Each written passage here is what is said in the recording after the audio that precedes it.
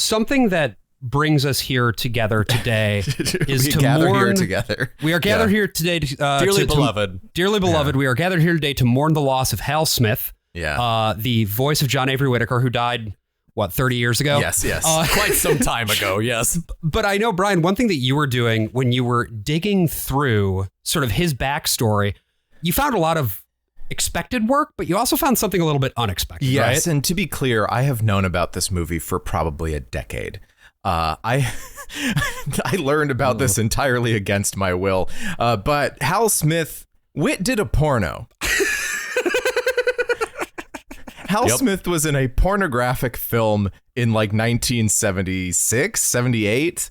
I'm worried that you've known about this for 10 years. Did this awaken something in you, Brian? Is this something you've been keeping under your mattress for a rainy day? If anything, it put something back to sleep, because this is really, it's one of the most like rancid little movies I've ever seen in my life. It's called Once Upon a Girl. Very promising title. And Hal Smith is in this movie in drag. Oh, Whit's gone woke. Well, he plays a very famous writer, storyteller. I'll let him speak for himself. State your name for the record. Mother Goose. Mother who? Mother Goose.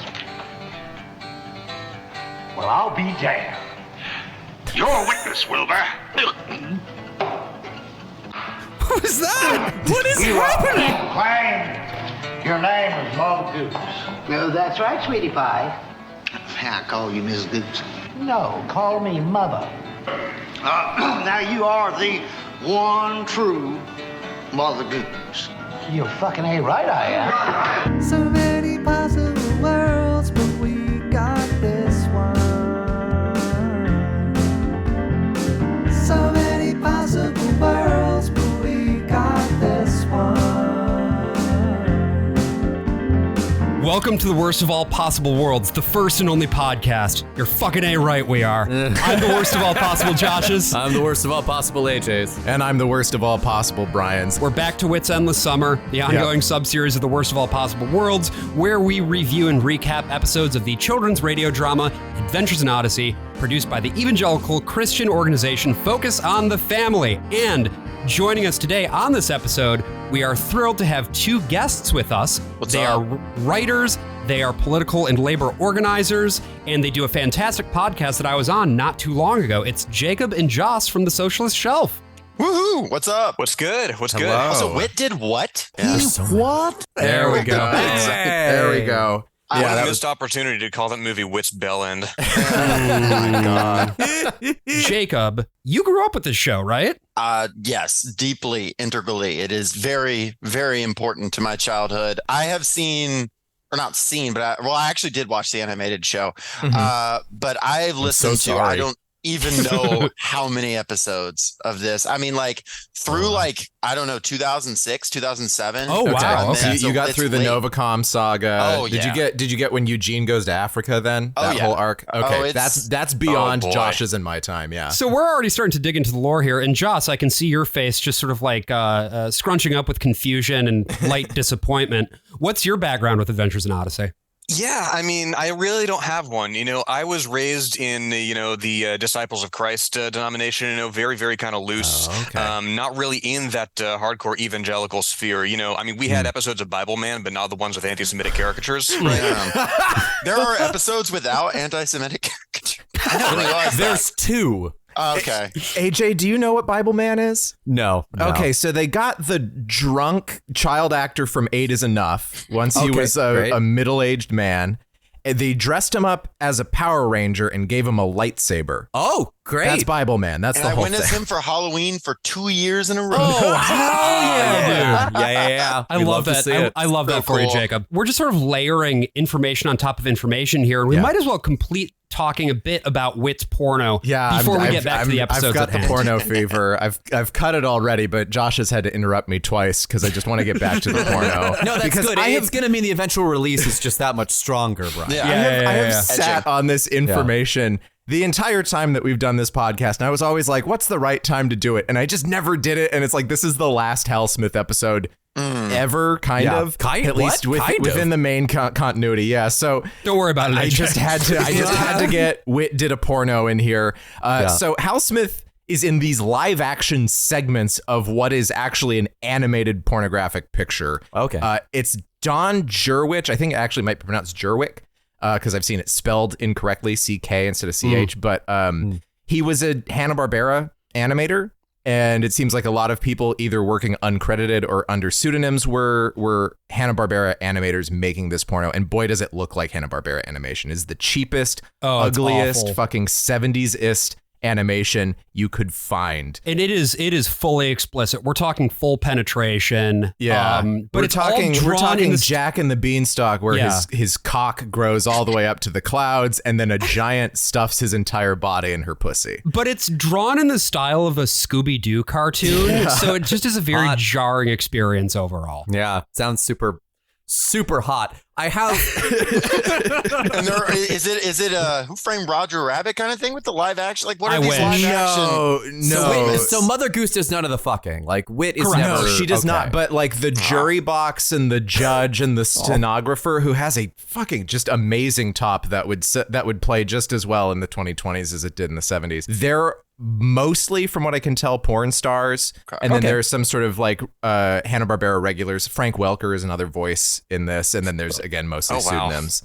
When you mentioned it was animated, I thought it was like rotoscoped, like Ralph Bakshi or something. Oh, yeah. Well, that's what they were capitalizing like on. Movements. Yeah, they were like trying to be like more Fritz than Fritz. That's kind of what their like tagline was, because Fritz the cat isn't actually arousing, and neither is this. And you know, Fritz the cat did so well. If you're gonna base like your success on anything, I think this is actually the last movie to get the X rating. But it's wow. basically a 90-minute Johnny Humper-Harder joke, and you know how much I hate that shit. It's not arousing, it's not funny, and it's, a crime, actually. They're depicting crimes. I will say that Hal Jack is underage. Cross-dressing, being Mother Goose, that is pretty funny, but it's only funny because of Hal Smith. I guess I'd better start at the fucking beginning. And so we're going to start at the fucking beginning now. A very fucking good place to start. Of these 4 episodes. These are actually following off the back of the episodes we talked about on the last Whit's Endless Summer episode. Yeah, we are picking up right where we left off. Eugene and Bernard are still on the road trip, but now they've finally made it to California. Right. Specifically, they've made it to San Diego. They sure have. Get out of my town. Get the fuck out of my town. Joss, if you look out your window right now, can you see Eugene and Bernard out there? No, I actually see some like ventilation and stuff. Like the window's an interior window. Oh no! You are, yeah. That's terrifying. I regret to inform you that Jason Whitaker is closing in on your location right now. He's identified where you are, and he's coming for you. He's going to compromise you to a permanent end. But yes, this episode that we're talking about first here is episode 278, The Fifth House on the Left, Part 1, written by Paul McCusker. I'm sorry, the what? Paul McCusker titled this what? He what? The Fifth House? He's making a reference to the last house on the left? Yes. Sure. Why not? Yeah, who doesn't love that X-rated rape movie based on an Ingmar Bergman classic? You know who loves it? Paul McCusker, clearly. Oh, that was wait, The Last House on the Left was Wes Craven's directorial debut? It was his very first movie, and it is fucking... It's not what you expect when you think of Wes Craven. Right. It is a dark, nasty little film. This movie, or this episode, rather, of Adventures in Odyssey, however, is not so dark and nasty. It is fucking weird. When we open this episode, Eugene and Bernard continue right where they left off. Bernard has finally bought the car. I was just working out a few calculations. Just take a deep breath, Eugene. There's nothing like the smell of a new pickup truck. It's heaven. Smells more like artificially induced pine scent and upholstery cleaner. Oh. And it's a previously owned pickup, I might add. At 10,000 miles, it may as well be new, and it's new to me. Bernard's right. Like 10,000 miles, that's pretty good. That's a good vehicle, Bert. Yeah. It's a good deal. Well, he picks it up at Big Bargain Bill's used car barn, and you know what, Odyssey? Stay in your fucking lane. I'm the one who comes up with the ridiculous company names. Get out of here. I like the added lore too, is that Bernard is calling him Big Bargain Bill, but he actually knows him from high school. Right.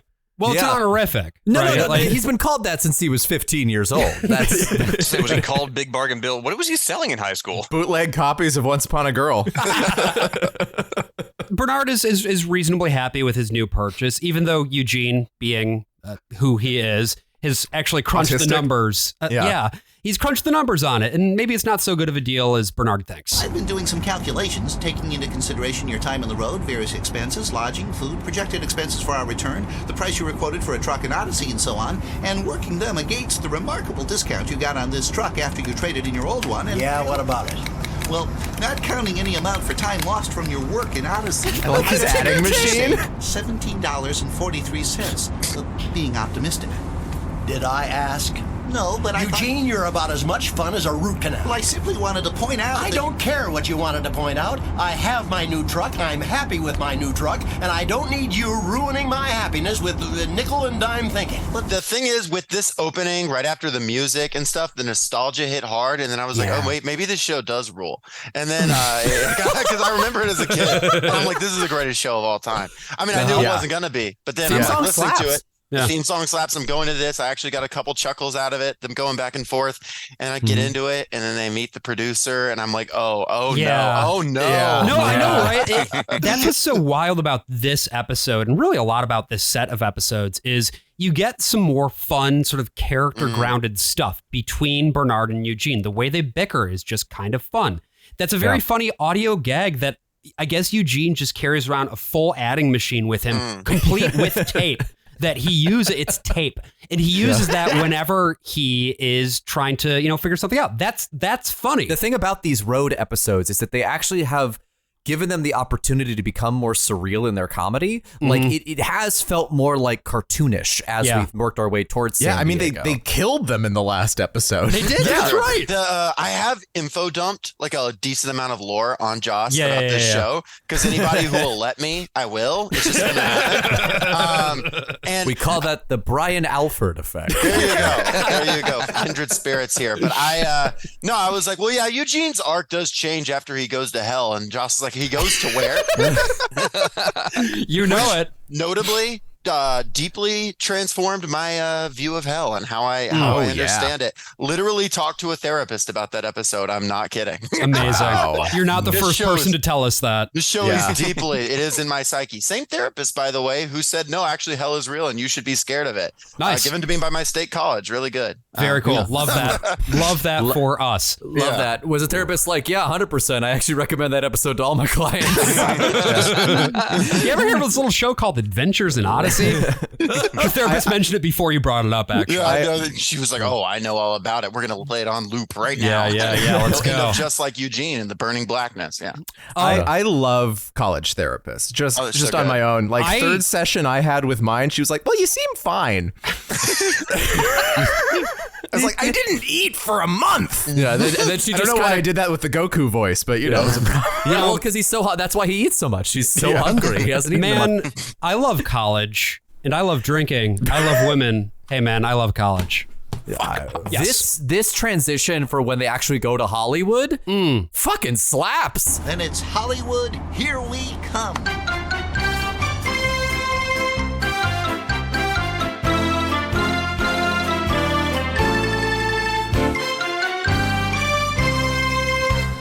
It's not quite hooray for Hollywood, but it's like it's just a little bit off. But it's really quite effective. There's a lot of quotes in this episode. There's hooray for Hollywood. There's also Rubber Ducky shows up in a transition over to Bernard hanging out in a hot tub.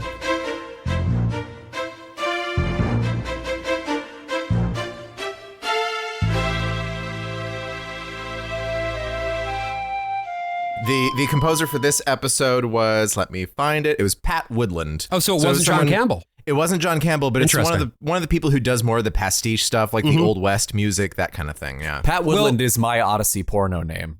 Yeah. There you go. So the reason that they You're go fucking to A right, it is. the reason that they go to Hollywood in the first place is basically Bernard is just like, hey, as long as we're out here, I've always wanted to see the stars. And he actually has one of those star tour maps of like, where do the famous people live? He wants to go to the house of somebody named Hip Hobson. Yeah. Hip Hobson, the singing cowboy. What is this? Everybody knows that guy. Yeah. Oh yeah. This was a moment where I was like, okay, this is a children's show, but which children is this for? Because the singing cowboy matinees he gets into, like I haven't heard about like it's a like 1970s Mad Magazine like parody. Yes. What's the? It's like 2 frames of reference generationally back from who you expect to be hearing. Josh, that's why it's good. Yeah. Clearly. Like when your kid is mostly watching at best TV Land, and like not allowed to watch Thundercats or whatever, they're gonna be going hog wild for this shit. Just Brian. Sitting your kid down in front of the 24/7 Gilligan's Island marathon. I mean, we were watching Andy Griffith and Little House on the Prairie. So there are Mayberry references. That's true. Yes, there are. Yes, there are. I love those in Odyssey. But just to get back to, Bernard's desire, he wants to see all of these, I guess, TV Land type icons. And as they are trying to find Hip Hobson's house, Eugene notes that the star map is actually out of date. It was published in 1957. And as they're trying to figure out, what's going on or who lives there now, a driver careens around the corner. Why don't they put names on these gates? It's possible that they don't want pesty tourists to know who they are. I am not a pesty tourist. Yes, you are. Driver's out of control. Eugene, watch out!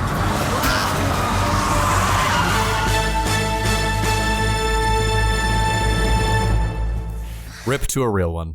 So Eugene dies. Yeah, Eugene is fully dead. He gets run over by a car. That's right. Well, he's ready now. Yeah. He's braced himself. It's weird for them to open with like this Sunset Boulevard reference, right? A house that's behind, this thicket of trees. You can't see it, car issues. And then not go further with the Sunset Boulevard theme. No, and he didn't watch beyond the episode. first 20 minutes of Sunset Boulevard. I mean, that's the truth of it. Yeah, Like, it got too sexual for him. Yeah, no. So what happens instead is that Kelsey, who I guess is one of the people who lives at this house, brings Bernard and Eugene in. She actually carries Eugene. Where are we going? Let's put him over there on the sofa. I feel terrible. Terrible. I'll be talking to my therapist about this for weeks. I'm perfectly all right, honest. You don't have to carry Hi, me. Connie. We don't want to take any chances. Well, I'd like to take a chance. My shoulder is killing me. You have the world's longest driveway. Gently, Bernard does not sit care if him Eugene down lives or gently. dies. Gently, right. Daddy! You're being terribly concerned for nothing, I assure you. You didn't hit me. Got a little too close to my truck, though. Daddy! What's wrong, Kelsey? Oh, Daddy. What happened? Who are these people? It's all my fault. Let me make that clear. It was her fault. I'm all right. I came around the corner to our driveway just a teensy bit too fast. Breaking land speed records is more like it. I lost control and this poor man had to jump out of the way. Oh, not again. You didn't wreck the car, did you? Huh? Oh, no. I got stopped in time. But he leapt in the back of a pickup truck. My new pickup truck. You didn't scratch the side of it when you jumped in, did you? No, but I bumped my head. He bumped his head. You can tell McCusker wrote this one, right? Like there's facility with this dialogue jumping back and forth like this. He had just read a Sam Shepard play, I think, is really what I clock in this. Now, AJ, you had said that she sounds like Connie, but that's not Katie Lee. Yeah, it's not Katie Lee. Isn't that That's crazy? wild. Is it actually not? Oh No, my it's God. not. It is an actress named Maureen Davis, who's a singer-songwriter. She's actually written music for House. House MD? Yeah. What? Is this the same Maureen Davis who was in Into the Woods? This is the same Maureen Davis who was in Into the Woods, yes. She played Sleeping Beauty in the little cameo at the very end of Into the Woods and was an understudy and a replacement for Cinderella after Kim Crosby left. I need to take a minute. That Hollywood hustle, Original Broadway cast. The vibe I was getting was like time-shifted Ariana Grande from Scream Queens. Oh, yeah. That kind of breathy, kind of ingenue voice. I like the dig that they have to get in that she talked to her therapist. Yeah. She has a therapist. Shouldn't do that. Bad idea. I knew that this was a McCusker episode from the word go because it's so riddled with all of his insecurities about not being accepted by the Hollywood elites. See, that's why I thought it was a Phil Lawler episode, because he's also super fucking hung up on that shit. And there's some weird jokes in here